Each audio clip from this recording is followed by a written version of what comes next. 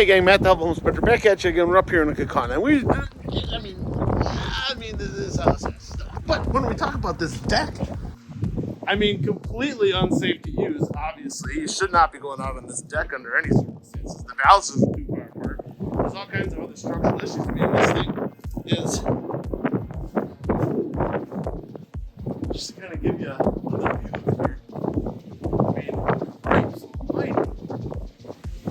I don't know who is doing this, but man, it is, yeah, dude, that's sketchy. Ugh. And it's this kind of stuff that, you know, as a home inspector, you can't hate having to report, but it's like, what, you know, that's a big thing. It's a big issue. And if somebody got hurt, oh my God, I can only imagine who's getting sued for what amount of money, and it would be just crazy, right? And then I'm guessing that whoever did that probably also did this. I mean, they're just hacking away at their house. I mean, it's nuts. I mean, look, this is the column supporting the roof overhang. Look at that.